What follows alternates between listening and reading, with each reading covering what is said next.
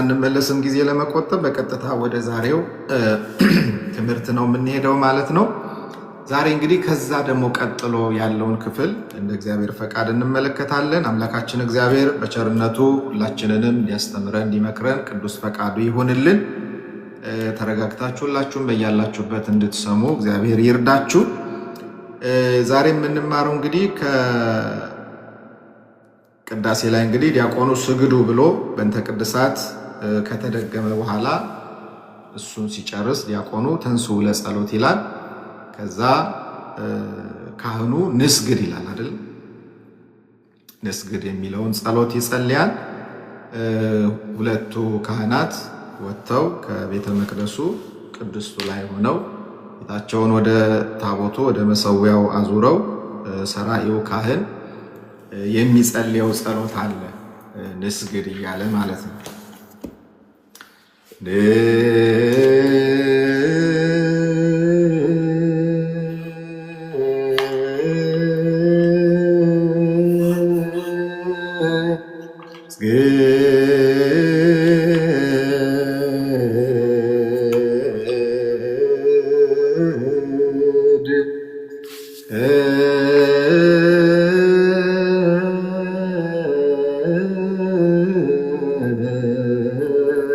ይላል ካህኑ። ከዛኛ ምን እንላለን? ለአብ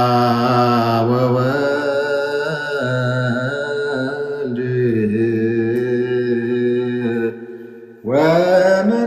ወመንፈስ ቅዱስ እንዘ ሰለስቱ አሐዱ።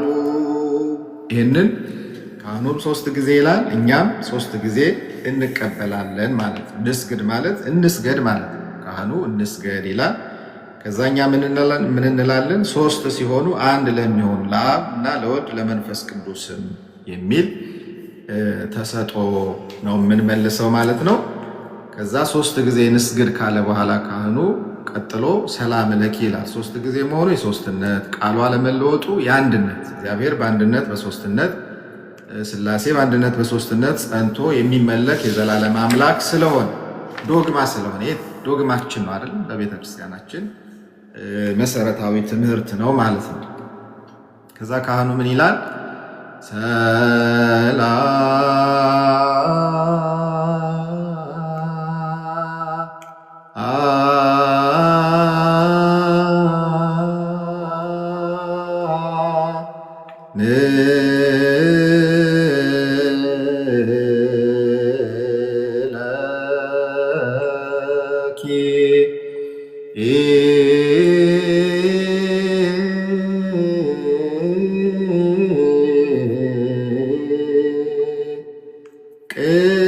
ቅድስት ቤተ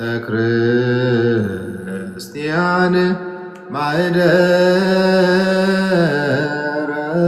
መለኮት ሰላም ለኪ ሰላም ላንቺ ይሁን ይላል ካህኑ። ከዛኛ ደግሞ ምን እንላለን? የመለኮት ማደሪያ ቅድስት ቤተ ክርስቲያን። ቤተ ክርስቲያን የክርስቶስ ማደሪያ ናት፣ የክርስቶስ አካሉ ናት። ስለዚህ ሰላም ለኪ ሲል ካህኑ፣ እኛ ደግሞ የመለኮት ማደሪያ ቅድስት ቤተ ክርስቲያን ሰላምታ ላንቺ ይገባል ማለት ነው። ከዛ ምን እንላለን? ሰአሊ ለነ ይላል ደግሞ ካህኑ በዚሁ ዜማ ማለት ነው።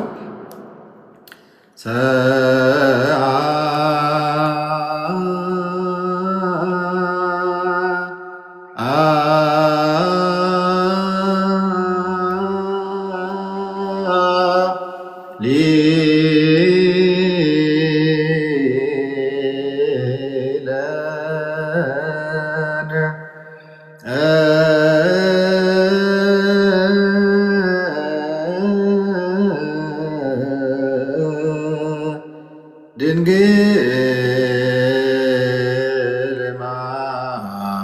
ማርያም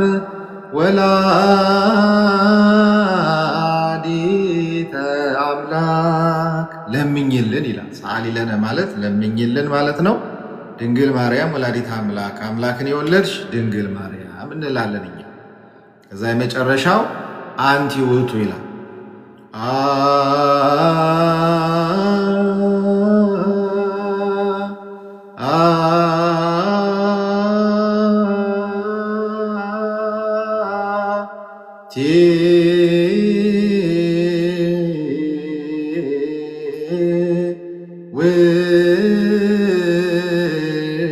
ውእቱ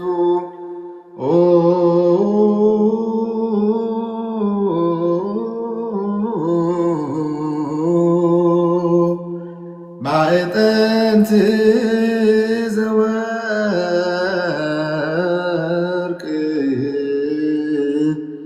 እንተ ጾርኪ በእሳት ቡሩክ ዘነሳ መቅደስ ዘይሰሪ ኃጢአተ ወይደመስስ ጌጋየ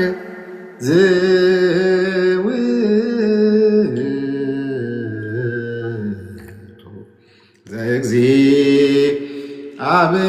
ዘእግዚአብሔር ቃል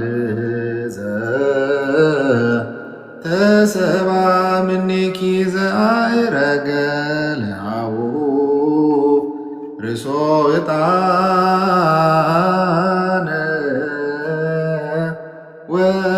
ወመሥዋዕተ ስሙረ ንሰግድ ለከ ክርስቶስ ምስለ አቡከ ኄር ሰማያዊ ወመንፈስከ ቅዱስ ማህየዊ እስመ መጻእከ ወአድኀንከነ እንላለን ማለት ነው። አሁን ይሄ ዜማ አይናፍቃችሁም? በተለይ ቅዳሴ ማስቀደስ የማትችሉበት ሁኔታ ውስጥ ያላችሁ፣ በተለያዩ የአረብ ሀገራት ያላችሁ ይናፍቀን እንደ ኦርቶዶክሳዊ ይናፍቀን ከሚገባ ድምፅ የቅዳሴ ድምፅ፣ የዕጣኑ ሽታ፣ የቅዳሴው ድምፅ፣ እግዚአብሔርን ማምለካችን ማመስገናችን የሚናፍቀን ድምፅ ነው። ግን እግዚአብሔር በተለያየ መንገድ የሰጠንን እድል ደግሞ በአግባቡ መጠቀም አለብን። ቅዳሴ ማስቀደስ ለማንችል ሰዎች ቅዳሴ ላይ በሚተላለፍባቸው አብያተ ክርስቲያናት አሉ። ልክ ቤተክርስቲያን እንደሆነ እንዳለን ቆጥረን ማስቀደስ እድሉ ሲገጥመን ይገባል። ስለዚህ ካህኑ አንቲ ውእቱ ይላል፣ አንቺ ነሽ ይላል። እኛ ደግሞ ማዕጠንት ዘወርቅ እንላለን። ቡሩክ ከቤተ መቅደስ የተቀበላት የእሳት ፍምን የተሸከምሽ የወርቅ ዕጣን አንቺ ነሽ፣ ኃጢአትን የሚያስተሰርይ በደልንም የሚያጠፋ ይኸውም ከአንቺ ሰው የሆነ የእግዚአብሔር ቃል ነው። ራሱን ያማረ መስዋዕትና ዕጣን አድርጎ ለአባቱ ያሳረገ ይኸውም ከአንቺ ሰው የሆነ እግዚአብሔር ቃል ነው። ክርስቶስ ሆይ ቸር ሰማያዊ ከሚሆን ከአባት ጋር ማህያዊ ቅዱስ መንፈስም ጋር እንሰግድልሃለን፣ መጥተህ አድነህናልና። ማዕጠንት ዘወርቅ የሚለው ትርጉሙ ይሄ ለእመቤታችን ለቅድስት ድንግል ማርያም የተሰጠ ትምህርት ነው ማለት ነው። ስለዚህ ከበንተ ቅድሳት በኋላ ካህኑ ይህንን ነው የሚያደርገው። ከዛ ወደ ምንባባቱ ነው የምንሄደው ማለት ነው። እንግዲህ የቅዳሴ ትምህርታችንን ስንጀምር እንደምታስታውሱት ቅዳሴ 3 ክፍል አለው። የዝግጅት ክፍል፣ የትምህርት ክፍል፣ የምስጢር ክፍል የሚባለው ነው። አሁን የትምህርት ክፍል የሚባለው ላይ ነን ያለ ነው። በቅዳሴ ሰዓት ከአዲስ ኪዳን መጽሐፍት 4 መጽሐፍት ይነበባሉ። ደጋግመን እንዳነሳ ነው ሁላችሁም እንደምታውቁት በአጠቃላይ 5 ከመጽሐፍ ቅዱስ ይነበባሉ በቅዳሴ ሰዓት። 4ቱ ግን ከአዲስ ኪዳን ናቸው። 5ኛው ከዳዊት መዝሙር ምስባኩ ላይ የምንዘምረው ማለት ነው። ሌሎቹ ሃይማኖተ አበው ቅዳሴያቱ የሊቃውንት ትምህርቶች ናቸው። ስለዚህ መጽሐፍ ቅዱስ እና የሊቃውንት ትምህርት ነው ማለት ነው። የሐዋርያው ቅዱስ ጳውሎስ መልእክታት እንደምታውቁት እንግዲህ ቅዳሴ ላይ 5 ልኡካን ናቸው ቅዳሴ የሚቀድሱት። ሰራይ ዲያቆን አለ፣ ንፍቅ ዲያቆን አለ፣ 3ኛ ዲያቆን አለ፣ ሰራይ ካህን አለ፣ ተጨማሪ ንፍቅ ካህን አለ። ስለዚህ ሰራይ ዲያቆን የምንለው የመጀመሪያው መስቀል የሚይዘው ዲያቆን ቅዳሴ ላይ ሁልጊዜ የሚያነበው የማንን መልእክታት ነው ብለናል ከዚህ በፊት? የሐዋርያው የቅዱስ ጳውሎስን መልእክታት። የሰራዩ ዲያቆን ንባብ ሁልጊዜ ከቅዱስ ጳውሎስ መልእክታት አይወጣም። የቅዱስ ጳውሎስን መልእክታት ነው የሚያነበው። እንግዲህ ሁላችሁም እንደምታውቁት ቅዱስ ጳውሎስ 14 መልእክታት አለው። በአዲስ ኪዳን ብዙ መጽሐፍትን የጻፈ ሐዋርያ ቅዱስ ጳውሎስ ነው። 14 መልእክታትን ጽፏል። እነዚህ 14 መልእክታት ከሮሜ ጀምሮ እስከ ዕብራውያን ድረስ ያሉ መልእክታት ናቸው። ከዛ ንፍቁ ዲያቆን ደግሞ ከነዚህ ውጭ ያሉ ሌሎች ደግሞ መልእክታት አሉ። የጴጥሮስ መልእክት፣ የዮሐንስ መልእክት፣ የያዕቆብ መልእክት፣ የይሁዳ መልእክት እና የዮሐንስ ራእይ። ከነዚህ ደግሞ ንፍቁ ዲያቆን ያነባል። ተጨማሪው ካህን ሁልጊዜ የሚያነበው የሐዋርያት ስራን ነው። ከግብረ ሐዋርያት ነው የሚያነበው። ሰራዩ ካህን፣ ዋናው ካህን ደግሞ ወንጌል ያነባል። ከአራቱ ወንጌላት ለዕለቱ የተመደበውን ያነባል። የዛሬው ለምሳሌ ኒቆዲሞስ ሰንበት ላይ የተነበበው የወንጌል ክፍል ቅድም እንዳየነው የዮሐንስ ወንጌል ምዕራፍ 3 ከቁጥር 1 ጀምሮ ያለው ነው። ይህንን የምንመራበት ቤተክርስቲያን ደግሞ የራሱን የቻለ ስርዓት አላት። አባቶቻችን የሰሩት ስርዓት ይሄ የሚወጣበት ንባባቱ፣ ቅዳሴያቱ፣ ሁሉም ነገር ትእዛዝ ያመቱ ግጻዌ መጽሐፈ ግጻዌ የሚባል መጽሐፍ አለ። ወይም በእንግሊዘኛው ሌክሽነሪ የምንለው መጽሐፍ ነው። ዛሬ የሚቀደሰው ቅዳሴ ምን እንደሆነ፣ ዛሬ የሚነበቡ ምንባባት ምን እንደሆኑ አባቶቻችን ሰርተው ነው ያስረከቡ። ተሰርታ ያለቀች ቤተክርስቲያን ውስጥ ነው ያለ ነው። እኛ እውነት ለመናገር አለማወቃችን፣ ቤተክርስቲያኒቱን አለመረዳታችን ነው ክፍተቱ እንጂ ቤተክርስቲያን ተሰርታ ያለቀች ጥንቅቅ ያለች እውነተኛ የክርስቶስ ቤተክርስቲያን ነው። ስለዚህ ቅዳሴ ለማስቀደስ ስንሄድ ምዕመናን ቢያንስ አስቀድመን ይሄ መጽሐፍ ሊኖረን ይገባል። ግጻዌ የሚባለው መጽሐፍ ሊኖረን ይገባል። ሶፍት ኮፒውም ስለሚኖር ዳውንሎድ ማድረግ ትችላላችሁ ከጉግል ላይ። ቤተክርስቲያን ለቅዳሴ ስንሄድ የሚነበቡ ምንባባትን በደንብ መስማት አለብን። ስንቶቻችን እንደምንሰማ አላውቅም። ያው እኛም ካህናቱ ጋር ችግር አለ። ብዙ እንዲነበቡ እድል አንሰጥም። ገና ዲያቆኑ ሲጀምር ቅዱስ እንላለን፣ ሳይነበብ ማለት ነው። ምዕመናኑም አንሰማ። አሁን ምን ዛሬ የተነበበው ምንድን ነው ብዬ ብጠይቃችሁ የሚመልስልኝ ካገኘው እውነት ለመናገር እግዚአብሔርን አመሰግናለሁ። እስቲ ጻፉ። ዛሬ ቅዳሴ ላይ ዲያቆኑ ምንድን ያነበበው? ንፍቁ ዲያቆን ምንድን ያነበበው? ንፍቁ ካህን ምንድን ያነበበው? ወንጌሉን ኦልሬዲ ሰምታችሁታል። እስቲ ሶስቱን ጻፉ። ያስቀደሳችሁ የምታስታውሱ አይታችሁ አይደል? ያስቀደሳችሁ የምታስታውሱ ዲያቆኑ ምንድን ያነበበው? ዛሬ ንፍቁ ዲያቆን ምንድን ያነበበው? ንፍቁ ካህን ምንድን ያነበበው የሚለው የምታውቁ የምታስታውሱ ካላችሁ ጻፉ። ይህንን በደንብ መረዳት ያስፈልጋል። የሚነበበው እንድንሰማው ነው። የእግዚአብሔር ቃል ነው። ለዛ ነው የትምህርት ክፍል የተባለው። ሰው ተምሮ የእግዚአብሔርን ቃል ተምሮ ራሱን እየመረመረ ነው ወደ ስጋው ደግሞ ወደ ምስጢሩ መግባት ያለበት። ቤተክርስቲያን ለዛ ነው ስርዓት የሰራችው። ሰው ሳያውቅ ሳይረዳ ሳይገባው ወደ ምስጢረ ቁርባን መቅረብ ስለሌለበት በትምህርት አልፎ ነው ወደ ምስጢሩ የሚገባው እና ቅዳሴም በዚህ መንገድ የተሰራው ከዛ አንጻር እንደሆነ መረዳት ይገባናል። ስለዚህ ለቅዳሴ ስንሄድ ብንችል አስቀድመን ምንባባቱን ማንበብ፣ ካልቻልን ደግሞ ሲነበብ አስተውለን መስማት፣ ማስታወሻ መያዝ መልመድ አለብን። ክርስቲያኖች እንዲሁ ዝም ብሎ መመላለስ ጥቅም የለውም። እውነት ለመናገር ከመመላለስ መውጣት አለብን። ወደ መመለስ ማደግ አለብን። መመላለስ ትርፍ የለው። መመላለስ የሚጠቅመው እግዚአብሔርን ለማወቅ ከረዳን እንጂ ዝም ብሎ የእግር ምልልሱ ብዙ ጥቅም የለውምና አስተውለን ምንሄድበትን ምናስቀድስበትን ወንጌል የምንማርበትን ዓላማ ተረርተን በትክክል ማስተዋል ይጠበቅብናል። ምክንያቱም በቃሉ የሚናገረን እግዚአብሔር ነው አይደል? በየትኛውም መንገድ ሲናገረን የሚናገረን ማን ነው? እግዚአብሔር ነው የሚናገር። እግዚአብሔር ደግሞ የሚናገረው ለጥቅማችን ነው። እግዚአብሔር የሚናገረው ለዘላለም ሕይወታችን ስለሆነ አስተውለን በደንብ መስማት አለብን። መዝሙር 85 ቁጥር 8 ላይ መዝሙር 87 ቁጥር 6 ላይ ይሄንን በደንብ ይነግረናል። ቅዱስ ጳውሎስ ምን ይላል መሰላችሁ? ባለማስተዋል ብቻ የሚሰሙ ሰዎች ከወቀሳ እንደማይድኑ ይናገራል። እዚህ ዕብራውያን መልእክት ምዕራፍ 4 ቁጥር 2 ላይ እንዲህ የሚል ቃል አለ። የሰሙት ቃል ከሰሚዎቹ ጋር በእምነት ስላልተዋሃደ አልጠቀማቸውም ይላል። አያችሁ፣ የምንሰማው ቃል በእምነት ነው መስማት ያለብን፣ በማስተዋል ነው መስማት ያለብን። ካለዛ እዛ የማቴዎስ ወንጌል ምዕራፍ 13 ላይ ጌታ በምሳሌ ያስተማረው ትምህርት አለ አይደል? ስለ ዘሪው ምሳሌ ዘሪ ሲዘራ ገበሬው 4 አይነት መሬት ላይ ወደቀ።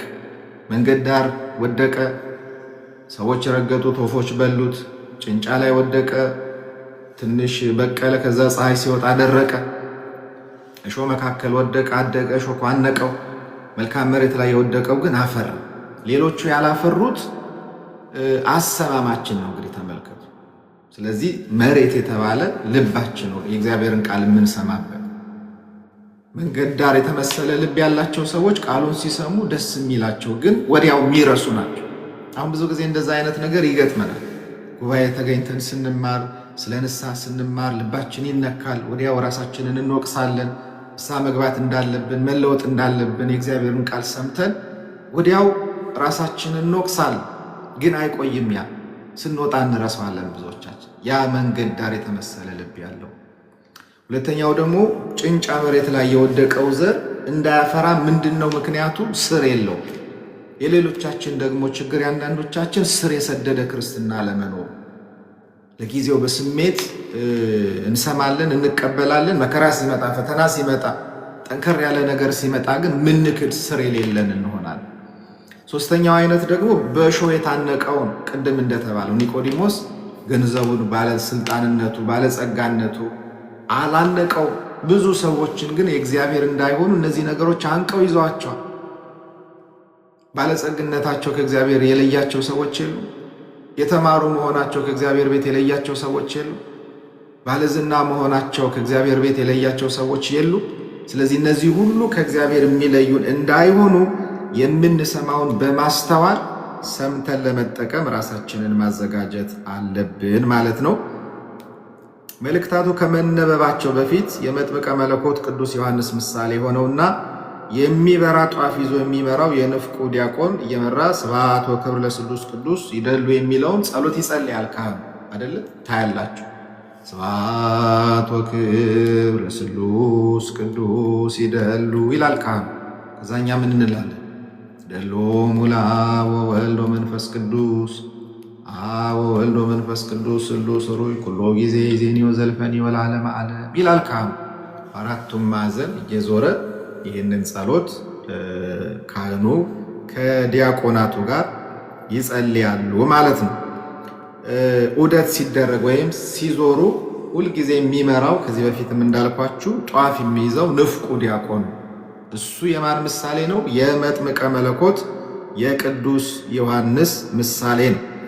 ስለ መጥምቁ ቅዱስ ዮሐንስ ወንጌላዊ ዮሐንስ ሲናገር እርሱ የሚነድና የሚያበራ መብራት ነበረ፣ እናንተም ጥቂት ዘመን በብርሃኑ ደስ ሊላችሁ ወደዳችሁ ብሎ ተናግሮለታል። የዮሐንስ ወንጌል ምዕራፍ 5 ቁጥር 35 ላይ ማለት ነው። ቅድም ያልኩት ስብሐት ወክብር ለስሉስ ቅዱስ የሚለው ልዩ ሶስት ለሚሆኑ ለአብ ለወልድ ለመንፈስ ቅዱስ ክብር ምስጋና ይገባል ማለት ነው ትርጉሙ። እኛም ይደልዎሙ ለአብ ወልድ መንፈስ ቅዱስ እንላለን። ለአብ ለወልድ ለመንፈስ ቅዱስ ምስጋናና ክብር ይገባቸዋል በማለት እንመልሳለን።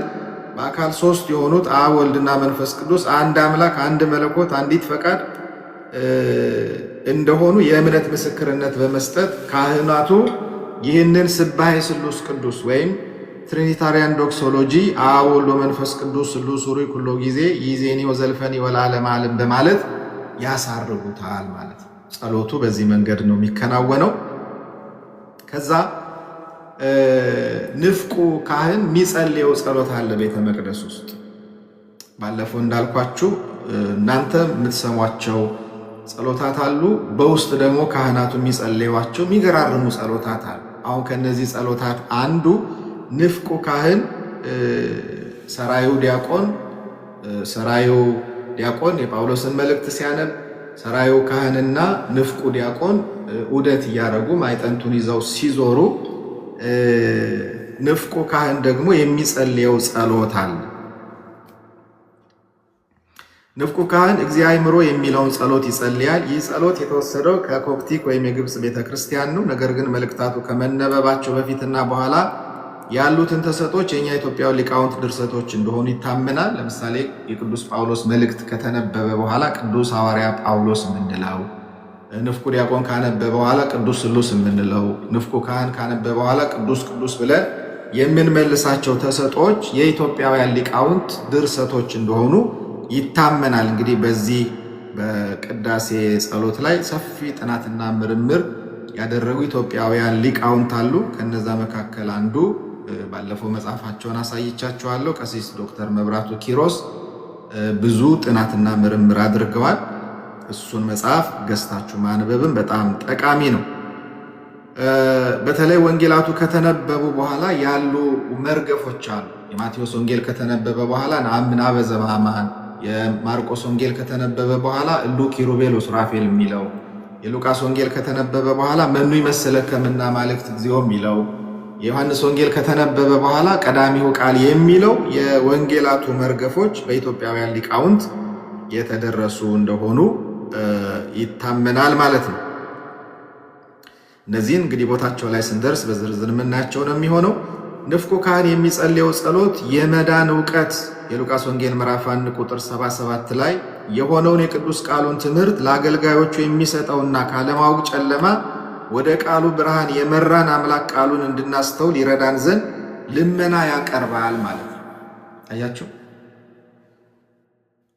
የቅዳሴው ጸሎት ላይ እያንዳንዱ ጸሎት ምን ያህል የተሰናሰለ አንዱ ከአንዱ እንዴት የተያዘ መጽሐፍ ቅዱሳዊ በሆነ መንገድ ቀምመው አባቶቻችን እንዳቀረቡልን እጅግ በጣም ለማስተዋል የሚደንቅ ሰማያዊ ጥበብና ምስጢር ነው። ስለዚህ ይህንን በደንብ ለመረዳት ነው እንግዲህ ይህንን ትምህርት እየተማርን ያለ ነው እና ካህኑ ሲጸልይ ምን ይላል? የእውቀት ባለቤት ጥበብን የሚሰጥ በጥልቁ ጨለማ ተሰውሮ የነበረውን የገለጽክልን የኃይልህን ከፍታ ወንጌልን ለሚሰብኩ የደስታ ቃልን የምትሰጥ ቀድሞ አሳዳጅ የነበረ ጳውሎስን በብዙ ቸርነት የጠራኸውና የተመረጠ ዕቃ ያደረግከው አንተነ ሐዋርያ ይሆን ዘንድ የመንግሥትህንም ወንጌል ያስተምር ዘንድ ወደድከው። አምላካችን ክርስቶስ ሆይ ሰውን የምትወድ አንተነ ቸር ሆይ ከመባከን ነፃ የሆነና ካንተ የማይለይ ንጹሕ ሕሊናን ስጠን። ዛሬም በእርሱ በሐዋርያው በኩል በእኛ ላይ ተነበበች ቅድስት የምትሆን የትምህርትን ልክ እናውቅ ዘንድ እናስተውል ዘንድ እንረዳም ዘንድ የሕይወት ራስ ሆይ ሐዋርያው አንተን እንደመሰለ እኛም በምግባር በእምነት እርሱን እንድንመስል የበቃን አድርገን ቅዱስ ለሚሆን ምስጋና ቅዱስ ለሚሆን ስምህ ምስጋና እናቀርብ ዘንድ ክቡር በሚሆን በመስቀልህም ሁልጊዜ እንመካ ዘንድ መንግሥት ያንተ ናትና ካህሊነት፣ ገናንነት፣ ስልጣን፣ ክብርን፣ ምስጋናም ለዘላለሙ ብሎ ይጸልያል ካህኑ ማለት ነው። አሁን ይሄ ጸሎት ቅዱስ ጳውሎስን የሚመለከት ነው። ቅዱስ ጳውሎስን የመረጠው ምርጥ ዕቃ ያደረገው ማን ነው? ክርስቶስ ነው።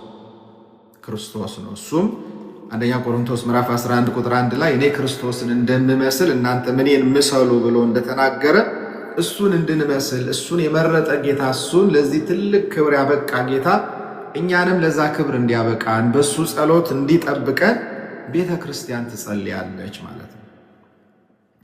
በሶሪያ ቤተ ክርስቲያን ዲያቆኑ ሆሊ ቁርባኖ ከጳውሎስ መልእክት ካነበበ በኋላ ምዕመናን ነገር ግን እኛም ብንሆን ወይም ከሰማይ መልአክ ከሰበክንላችሁ ወንጌል የሚለይ ወንጌልን ቢሰብክላችሁ የተረገመ ይሁን ብሎ ገላትያ ምዕራፍ 1 ቁጥር 8 ላይ የተናገረውን በዜማ ያዜሙታል በሶሪያ ቤተ ክርስቲያን። በእኛ ቤተ ክርስቲያን በተመሳሳይ ሐዋርያው ጌታ ኢየሱስ ክርስቶስን የማይወድ ቢኖር የተረገመ ይሁን አንደኛ ቆሮንቶስ ምዕራፍ 16 ቁጥር 22 ላይ ሲል የጻፈውን መሰረት በማድረግ ሰራዩ ዲያቆን ከመልእክተ ጳውሎስ በፊት አዋጅ ያሰማ። ከዛ በኋላ ዲያቆኑ የቅዱስ ጳውሎስን መልእክት ከማንበቡ በፊት ምን ይላል? ቅዳሴ ስታስቀድሱ እንደምትሰሙት ጌታችን መድኃኒታችን ኢየሱስ ክርስቶስን የማይወደው የመንፈስ ቅዱስ ማደሪያ በሁለት ወገን ድንግል ከምትሆን ከእመቤታችን ከቅድስት ድንግል ማርያም መወለዱን የማያምን ሰው ሁሉ እንግዳ እስከሚሆን ምጽአቱ ድረስ ሐዋርያው ቅዱስ ጳውሎስ እንደተናገረ ምን ይሁን? የተለየ ይሁን ይላል። ይሄ መጽሐፍ ቅዱስ ቃል የመጽሐፍ ቅዱስ ቃል ቀደም እንዳልኳቸው አንደኛ ቆሮንቶስ ምዕራፍ 16 ቁጥር 22 ላይ ጌታ ኢየሱስ ክርስቶስን የማይወድ ቢኖር ምን ይሁን አለ ቅዱስ ጳውሎስ? የተረገመ ይሁን ብሎ ተናግሯል። ዲያቆኑ ይህንን ነው የሚናገረው። ምንባቡን ካነበበ በኋላ ንብቦ ሲጨርስ ደግሞ ሁለተኛ ቆሮንቶስ ምዕራፍ 13 ቁጥር 14 ላይ ያለውን የሐዋርያውን ቡራኬ የሚያስታውሰንን ቃለ በረከት ያስተላልፋል።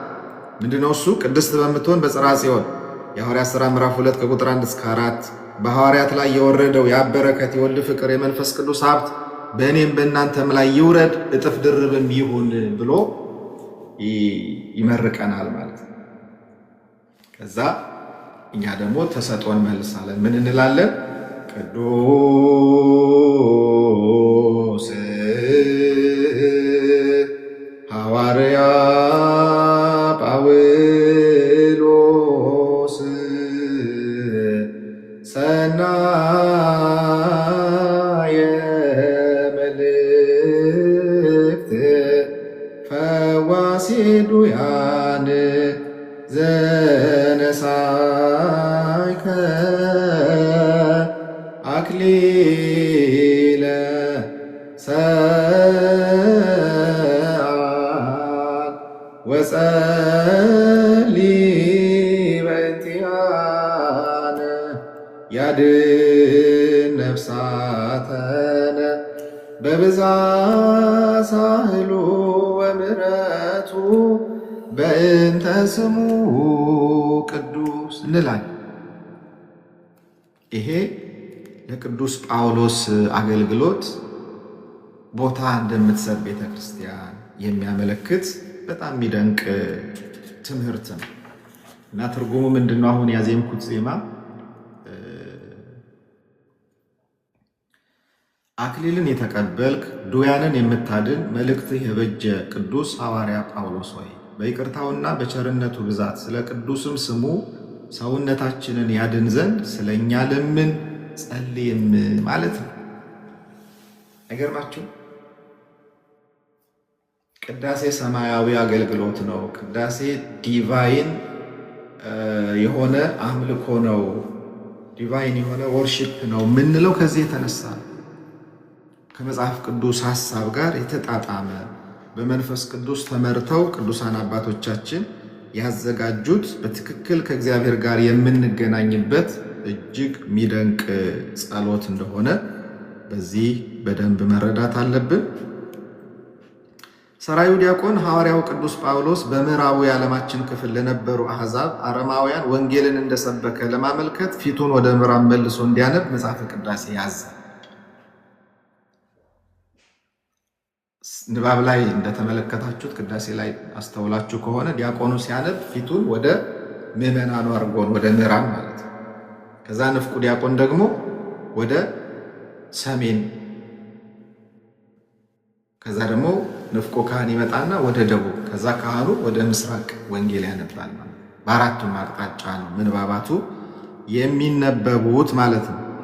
ንፍቁ ዲያቆን ወደ ሰሜን ሲጀምር የጌታችን የመድኃኒታችን የኢየሱስ ክርስቶስ ሐዋርያውና ረዱ አገልጋዩ ከሚሆን ከጴጥሮስ ሊሆን ይችላል፣ ከዮሐንስ ሊሆን ይችላል፣ ከያዕቆብ ሊሆን ይችላል የተገኘ መልእክት ነው ብሎ ይናገራል። ሲጨርስ አንደኛ ዮሐንስ ምዕራፍ 2 ከቁጥር 15 እስከ 17 ላይ ያለውን ሐዋርያዊ መልእክት ያስተላልፋል። ወንድሞች ሆይ ዓለምን ወይም በዓለም ያሉትን አትውደዱ፣ ዓለሙም ምኞቱም ያልፋሉና ብሎ ቅዱስ ዮሐንስ የተናገረውን ቃል የመልእክቱ መደምደሚያ ያደርገዋል ማለት ነው። ከዛ ንፍቁ ዲያቆን ካነበበ በኋላ ደግሞ እኛ ተሰጦ ስንመልስ ምን እንላለን? ቅዱስ ስሉስ ዘህቡር ላዌከ እቀ ማህበረነ በእንተ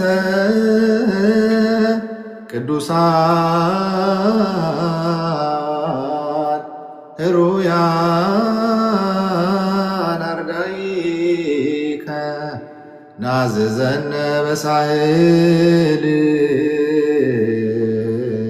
በሳህልከ በእንተ ቅዱስ ስምከ አለው። ወገኖች ምንድነው ጨለመብኝ? አሉ ቀሲስ ትትና አንቺ እኮ እየገባሽ ሪፖርት እያስደረግሽብኝ ነው መሰለኝ። አይ ቲንክ ጨልሟለን፣ አይታየኝም። ኤኒዌይስ እንቀጥል። ቆይ እኔ ልውረድ። ለአንቺ ሪፖርት የሚያደርጉ ሰዎች ለእኛም እየተረፉ ነው። እሺ፣ በነገራችን ላይ እህታችን ትትና ጎበዝ እህታችን ናት። ለእውነት ለኦርቶዶክሳውያን የቆመች ድምፅ የሆነች ናት። ሪፖርት የምታደርጉ ሰዎች ልብ ይስጣችሁ። ብትችሉ እንዲህ አይነቱን አገልግሎት ማገዝ ነው የሚጠበቀው እንጂ ሪፖርት ማድረግ ትክክል አይደለም። ኮፒ ሊንክ አድርጉላት። እሺ፣ አካውንቷን እየገባችሁ ኮፒ ሊንክ አድርጉላት። እሷንም አካውንት ኮፒ ሊንክ አድርጉላት። ከዛ ንፍቁ ዲያቆን ካነበበ በኋላ ይህንን አሁን ያልነውን ዜማ እናዜማለን ማለት ነው። ተመለሰሽ ግቢ ትትን ቢዘጋም ችግር የለው። ከዛ ምንድነው አሁን ያዜምነው ዜማ ትርጉሙ ቅዱስ ስሉስ ዘህቡር ህላዌ ከማህበረን የሚለው ማለት ነው። በባህሪ አንድ የሚሆን ልዩ ሶስት ሆይ አንድነታችንን ጠብቅ፣ ስለተመረጡ ክቡራን ደቀ መዛሙርትህ በይቅርታ አጽናን፣ ክቡር ስለሚሆን ስለ ስምህ እንላለን። እያችሁ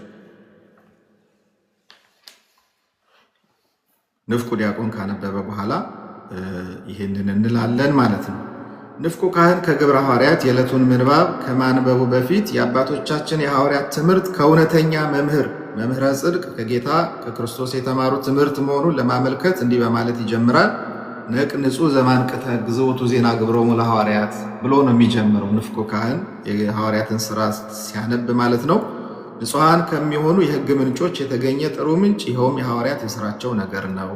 የጸሎታቸው በረከት ከሁላችን ጋር ይሁን ይላል። አንብቦ ሲጨርስ በአባቶቻችን በሐዋርያት ንጹሕ ወንጌል ሲሰበክ የእግዚአብሔር ቃል እየሰፋ ሄዶ በኢየሩሳሌም የደቀ መዛሙርት ቁጥር እጅግ እየበዛ መሄዱን ወንጌላዊው እንደጻፈልን ይህንን የሚናገር ቃል ይናገራል ማለት ነው። የሐዋርያት ሥራ ምዕራፍ 6 ቁጥር 7፣ ምዕራፍ 12 ቁጥር 24፣ ምዕራፍ 19 ቁጥር 20 ላይ እንደምናነበው ይህን የሐዋርያት አገልግሎት ለማስታወስ ንፍቁ ካህን እንዲህ ይላል። የእግዚአብሔር ቃል ፈጽሞ መላ ከፍ ከፍም አለ፣ በቅድስት ቤተ ክርስቲያን በስቶ ተጨመረ። ምስጋና ገንዘቡ በሚሆን በጌታችን በኢየሱስ ክርስቶስ ያመኑት ሕዝብም በዙ ለዘላለሙ አሜን ይላል። አያችሁ፣ ንፍቁ ካህን የሐዋርያትን ሥራ ካነበበ በኋላ ይህንን ጸሎት ይጸልያል ማለት ነው። እንግዲህ ሰራዩ ካህን ከመልእክተ ጳውሎስ በሚነበብበት ሰዓት ሰራዩ ካህን ስብሐት ወክብር ለስሉስ ቅዱስ ይደሉ እያለ ከጽናው የሚወጣውን የዕጣኑ ደመናና መዓዛ የቅዳሴው ተሳታፊ የሆኑ ምዕመናንን እያወደ በአራቱ የቤተ ክርስቲያን ማዕዘናት ያጥናል። ምዕመናን በዕጣኑ መዓዛ መታጠናቸው ሐዋርያው ቅዱስ ጳውሎስ ለእግዚአብሔር የክርስቶስ መዓዛ ነን ብሎ በሁለተኛ ቆሮንቶስ ምዕራፍ 2 ቁጥር 15 ላይ እንደተናገረ እውነተኛ ክርስቲያኖች አምላካቸው ክርስቶስን ለሌሎች የሚያሳይ በጎና የተቀደሰ ሕይወት እንዳላቸው ስለሚያሳይ ይህንን ያደርጋል። በአንጻሩ ደግሞ ኃጢአት መጥፎ ጠረን ባለው በሽታ ይመሰላልና የቅዳሴውን መስዋዕትና የዕጣኑን መዓዛ በፊቱ ያቀረብንለት ሕያው አምላክ ከክፉ የኃጢአታችን ሽታ ሁሉ ንጹሐን ያደርገን ዘንድ ካህኑ ስለኛ ይጸልይልናል። በክርስቶስ ደም ወደ እግዚአብሔር የቀረብ የጥል ግድግዳ በሥጋው የፈረሰልን ኤፌሶን 2:13-14 ላይ የእግዚአብሔር ልጆች በፈቃዳችን የገነባ ነው የኃጢአት ግድግዳ ከአምላካችን እንዳይለየን በሚያስጠነቅቅ መልኩ ካህኑ ተጨማሪ ጸሎቶችን ይጸልይልናል።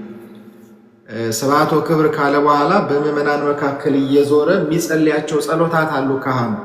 ምዕመናን ይህን በደንብ ማስተዋል አለባቸው። ኢሳይያስ 59 ቁጥር 1-2 ላይ የኃጢአት ግድግዳ በእግዚአብሔር ስም እንደሚፈርስም ጸሎቱን የሚጸልየው 7 ውህደታት ካጠናቀቀ በኋላ ነውና እስራኤላውያን በኢያሱ መሪነት ኢያሪኮን በሰባተኛው ቀን 7 ጊዜ ዞረው ቀንደ መለከቱን እየነፉ ሲጮሁ የከተማው ቅጥር እንደፈረሰ ኢያሱ 6:11-20 ላይ ይህን መጽሐፍ ቅዱሳዊ ታሪክ በመጥቀስ አምላካችን እግዚአብሔር የኃጢአታችንን ግድግዳ እንዲያፈርስልን እንዲያጠፋልን ይማጸናል።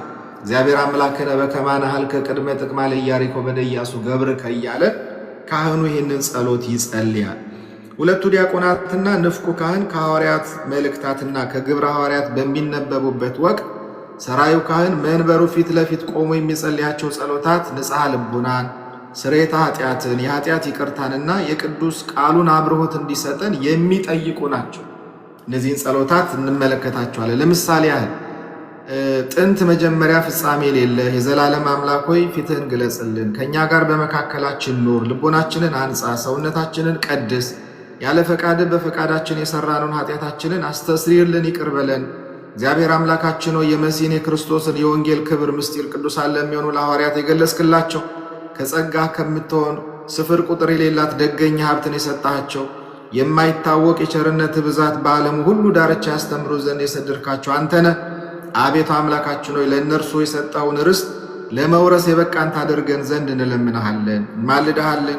በመንገዳቸው እንሄድ ዘንድ ፍለጋቸውንም እንከተል ዘንድ ሁልጊዜ እነርሱን እንመስል ዘንድ በፍቅራቸው እንጸና ዘንድ በአማረ አምልኮ በድካማቸው ከእነርሱ ጋር የታደል እንሆን ዘንድ ስጠን እያለ ይህንን የመሰለ ድንቅ ጸሎት ካህኑ ይጸልያል ማለት ነው። ቅድም ያልኳችሁ ካህኑ ስብሐት ወክብር ለስሉስ ቅዱስ እያለ በሚጸልየው ጸሎት ጊዜ እየዞረ የሚጸልያቸው ጸሎታት አሉ። ከነዛ ጸሎታት ውስጥ እንግዲህ ምንድነው? እግዚአብሔር አምላክነ በከመ አነሃልከ ቅድመ ጥቅማ ለኢያሪኮ በደያሱ ገብርከ ወልደ ነዌ ከማሁ አንህል ጥቅመ ኃጢአቴ ወኃጢአተ ኩሉ ሕዝብከ በእደ ዚአየ አነ ከብርከ ይላል። ምን ማለት ነው ትርጉሙ? አምላካችን እግዚአብሔር በባሪያህ በነዌ ልጅ በኢያሱ እጅ ቀድሞ የኢያሪኮን ቅጽር እንዳፈረስ እንዲሁም የኔን ጥቅመ ኃጢአት የሕዝቡንም ሁሉ ኃጢአት በእኔ በባሪያህ ቃል አጥፋ። እንደምታውቁት የኢያሪኮ ቅጥር በእግዚአብሔር ትእዛዝ 7 ጊዜ ዞረው ሲጮሁ እንደፈረሰ እናውቃል። የእኛንም ኃጢአት እግዚአብሔር እንዲያፈርስልን ነው ካህኑ የሚጸልይልን ቅዳሴ ላይ ማለት ነው። ከዛ ምን ይላል? ንስሐን የምትቀበል ኃጢአትንም የምታስተሰሪ ኢየሱስ ክርስቶስ ሆይ የኔን ኃጢአት የሕዝቡንም ሁሉ ኃጢአት አስተስሪ። የሊህን የወንዶችን የሴቶችን ባሮችን ንስሐቸውን ተቀበል።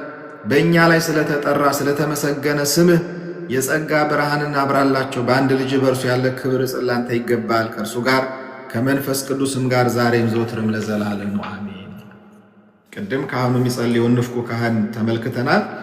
ሰራዩ ካህን ደግሞ የሚጸልየው ጸሎት አለ። ምንባባቱ በሚነበቡበት ሰዓት ውስጥ ሆኖ ካህኑ ሲጸልይ ታያላችሁ አይደል? ቅዳሴ ላይ እነዚህን ጸሎቶች አሁን እኛ አንሰማቸው፣ ምክንያቱም ውጭ የሚከናወነውን ስርዓት ስለሆነ የምናየው። በዛ ሰዓት ምንባባት የሚነበቡበት ዲያቆናቱ ከቅዱስ ጳውሎስ መልእክት ከሌሎቹ ሐዋርያት መልእክታት ከግብረ ሐዋርያት ሲነበቡ ስለሆነ መስማት ያለብን ውስጥ ካህኑ የሚጸልያቸውን ጸሎታት አንሰማቸውም። ግን አሁን ስሟቸው ጸሎታት እንዲህ ይላል። የዘላለም አምላክ ሆይ ቀዳማዊ ዳህራዊ የምትሆን ጥንትም ፍጻሜም የሌለ በመፍጠሩ ገናና የሚሆን በሥራው ኃያል የሚሆን በምክሩም አዋቂ በኃይሉም ጽኑ የሚሆን በሁሉ አድሮ የሚኖር በዚህ ሰዓት ከእኛ ጋር ትኖር ዘንድ እንለምንሃለን፣ ማልድሃለን። ለእኛ ፊትህን ግለጽልን፣ ከእኛም ጋር በመካከላችን ኑር። ልቦናችንን አንጻ፣ ሰውነታችንንም አክብር። ያለ ፈቃድህ በፈቃዳችን የሠራነውን ኃጢአታችንን አስተስሪ። ንጹሑን መሥዋዕት ነባቢውን ቁርባንና መንፈሳዊውን ዕጣን አቤት ወደ አንተ እናቀርብ ዘንድ እንድናቀርብ አድርገን ወደ ልዩ ምስጋና አዳራሽ ይገባ ዘንድ በአንድ ልጅ በጌታችን በኢየሱስ ክርስቶስ ከመንፈስ ቅዱስ ጋር። አሁን ይሄ ሰራዩ ዲያቆን በሚያነብበት ጊዜ ካህኑ በውስጥ ሆኖ የሚጸልየውን። ከዛ ሁለተኛው ዲያቆን ሲያነብ ደግሞ ካህኑ ይህንን ጸሎት ይጸልያል። ጌታችን አምላካችን ሆይ የመሲህን የወንጌልን ክብር ምስጢር ቅዱሳን ለሚሆኑ ለሐዋርያት ቅድም የሰማችሁት ማለት ነው የገለጽክላቸው አንተ ነህ። ከቸርነት የምትሆን ስፍር ቁጥር የሌላት ደገኛ ሀብትንም የሰጣቸው ይቺውም ከቸርነት የተገኘች ናት። የማይታወቅ የቸርነት ብዛት በዓለም ሁሉ ዳርቻ ያስተምሩ ዘንድ የሰደድካቸው አቤቱ እኛም ለዕድላቸውና ለርስታቸው የበቃን ታደርገን ዘንድ እንለምናሃለን፣ ማልዳሃለን። በመንገዳቸው እንሄድ ዘንድ ፍለጋቸውንም እንከተል ዘንድ ሁልጊዜም እነሱን እንመስል ዘንድ መምሰሉን ስጠን። በፍቅራቸውም እንጸና ዘንድ በአማራ አምልኮ በድካማቸው ከሳቸው ጋር የታደለ እንሆን ዘንድ መሆኑን ስጠን። ስለ እነሱ የሠራሃትን ቤተ ክርስቲያንን ጠብቃት፣ የመንጋህንም በጎች ባርክ። ጽኑ በሚሆን ቀኝ የተከልካት ይችንም የወይን ቀንድ ባርክ። በጌታችን በኢየሱስ ክርስቶስ ከእርሱ ጋር ከመንፈስ ቅዱስም ጋር ምስጋና ጽን ያለ ዛሬም ዘውትርም ለዘላለሙ አሜን እያለ ካህኑ ይህንን ጸሎት ይጸልያል ማለት ነው። ምንባባቱ ካለቁ በኋላ ግብረ ሐዋርያት ከተነበበ በኋላ ውስጥ ዑደት ከመደረጉ በፊት ካህኑ ደግሞ ይህንን ጸሎት ይጸልያል። የአባታችንን የአብርሃምን መስዋዕት ካህኑ የሚያነበውን እንትኑን አላየነውም አይደል? ካህኑ ግብረ ሐዋርያት ካነበበ በኋላ የምንመልሰው ተሰጦ ምንድን ነው? ቅዱስ ቅዱስ ቅዱስ አንተ አምላክ አብአዜ ኩሉ ቅዱስ ቅዱስ ቅዱስ አንተ ወልድ ዋሕድ ዛንተ ቃለ አብ ሕያው ቅዱስ ቅዱስ ቅዱስ አንተ መንፈስ ቅዱስ